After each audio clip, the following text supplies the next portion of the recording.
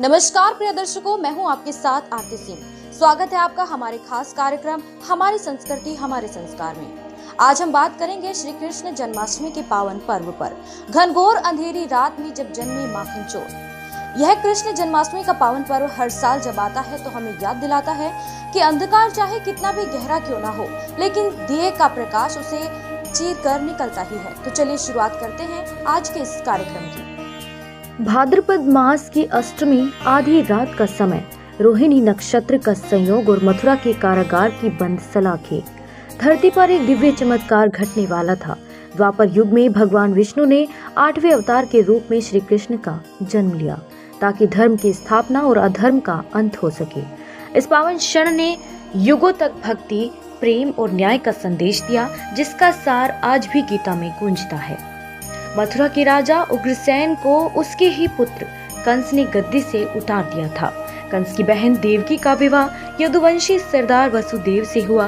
विवाह के बाद जब कंस अपनी बहन को ससुराल छोड़ने जा रहा था, तभी आकाशवाणी हुई, हे कंस, तेरी मृत्यु तेरी बहन के गर्भ से जन्मे 8वें बालक के हाथों होगी।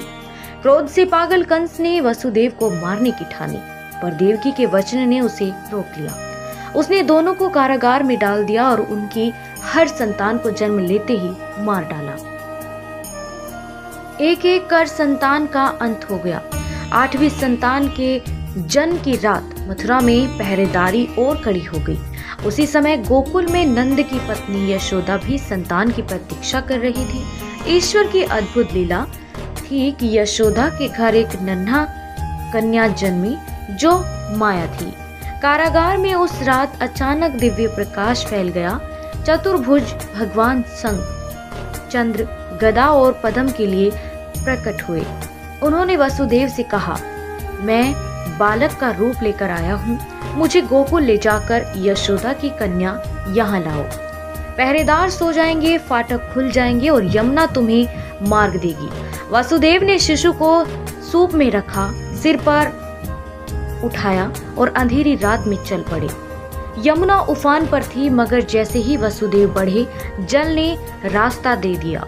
वे सुरक्षित गोकुल पहुंचे, शिशु को यशोदा के पास सुला दिया और कन्या को लेकर लौट आए। लौटते ही कारागार के फाटक बंद हो गए। कंस को जब 8वें बच्चे के जन्म की खबर मिली, वह तुरंत कारागार पहुंचा और कन्या को मारने लगा। तभी वह कन्या आकाश में उड़ गई और बोली, अरे मूर्ख, तेरा विनाशक वृंदावन पहुंच चुका है, अब तेरा अंत निश्चित है।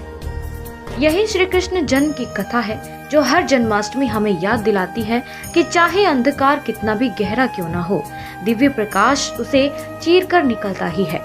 आधी रात की वह पावन घड़ी आज भी मंदिरों की घंटियों, शंखनाद, माखन मिश्री के भोग और दही हांडी की उमंग में जीवित हो उठती है। भक्तों की आंखों में वही चमक, वही आस्था और वही प्रेम छलकता है, जो युगों पहले मथुरा की जेल में पहली बार प्रकट हुआ था।